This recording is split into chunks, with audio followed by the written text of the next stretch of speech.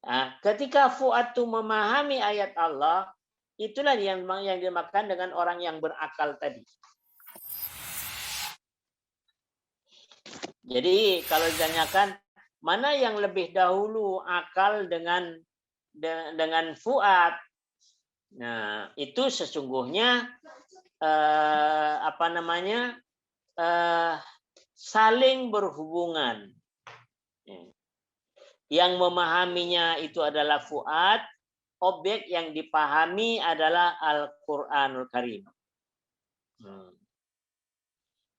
Jadi orang yang memahami Al-Quran itu adalah fuad itu tadi. Dan itu yang dimakan dengan ketika fuad memahami Al-Quran, yaitu fuad yang berakal. Lah, gitu maksudnya. Orang yang paham terhadap ayat Allah, maka itu yang dinamakan dengan orang yang berakal.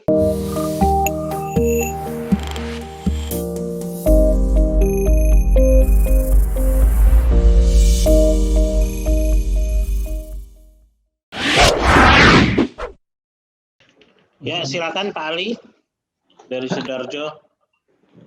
Assalamualaikum warahmatullahi wabarakatuh. Waalaikumsalam.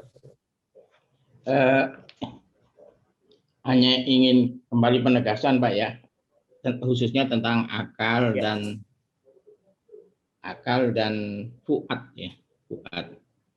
Itu duluan mana Pak berfungsinya Pak? Akal dulu,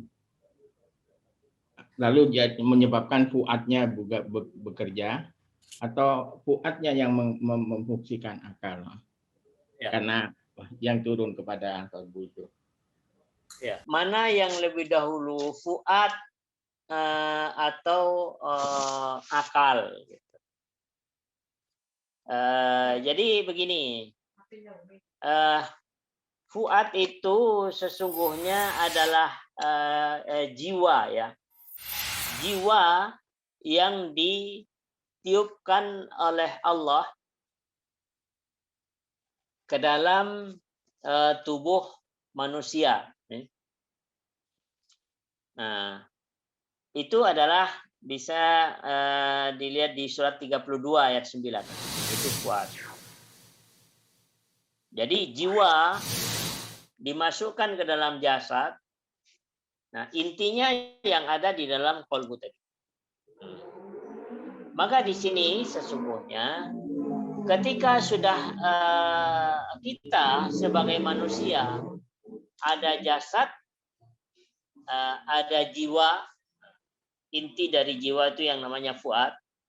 Maka di sini Al-Quran itu diturunkan oleh Allah Subhanahu Wa Taala ke dalam fuad ini. Nanti bisa dilihat di surat An-Najm ya. Surat yang ke-53 ayat 10 sampai dengan ayat 11. Jadi di situ dikatakan bahwa wahyu itu diturunkan kepada hamba, maksudnya kepada Nabi Muhammad SAW.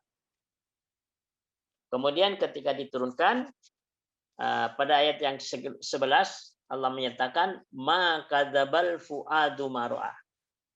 Tidak bohong apa yang dilihat oleh fuad tadi. Jadi fuad ini adalah jiwa yang menerima, yang dapat menerima wahyu.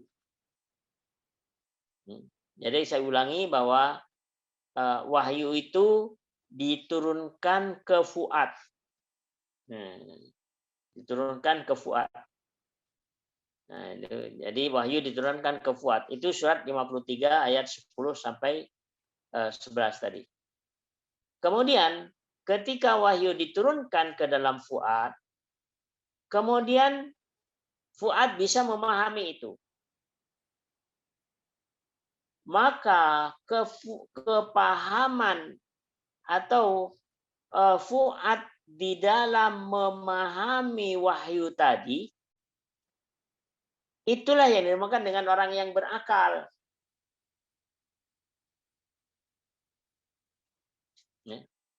Jadi fuad yang menerima wahyu, dia akan paham, mengerti, memahami. Nah, fuad yang memahami wahyu, bahasa wahyu, itulah yang dinamakan dengan orang yang berakal. Sehingga kalau kita dilihat di dalam surah Yusuf, surah 12 ayat 20, ayat 2, Inna anzalnahu Qur'anan Arabiyyan la'allakum ta'qilun. Sesungguhnya kami turunkan Al-Quran ini dalam bahasa Arab supaya kalian berakal. Ya. Itu di dalam surat Yusuf ayat 2. Jadi sesungguhnya kami turunkan Al-Quran dalam bahasa Arab supaya kalian memahami. Jadi dari ayat situ sesungguhnya bisa kita pahami bahwa ayat Al-Quran yang diturunkan kemana? Nah, diturunkan kepada fuad. Nah, maka Allah menyatakan ketika Allah turunkan ayat Al-Quran itu kepada fuad, agar supaya kalian berakal, agar supaya kalian paham. Jadi artinya apa? Kepahaman atau yang dinamakan dengan akal itu adalah kepahaman yang dimiliki oleh fuad. Jadi itu fuad itu adalah substansinya, hakikatnya, intinya yang memahami ayat Allah. Itu adalah fuad. Nah, ketika fuad itu memahami ayat Allah, itulah yang dimaksud dengan orang yang berakal tadi. Jadi kalau ditanyakan mana yang lebih dahulu akal dengan fuad, nah itu sesungguhnya saling berhubungan. Yang memahaminya itu adalah fuad, objek yang dipahami adalah Al-Qur'anul Karim. Jadi orang yang memahami Al-Qur'an itu adalah fuad itu tadi. Dan itu yang dimakan dengan ketika fuad memahami Al-Qur'an, yaitu fuad yang berakal, lah, gitu maksudnya. Orang yang paham terhadap ayat Allah, maka itu yang dinamakan dengan orang yang berakal.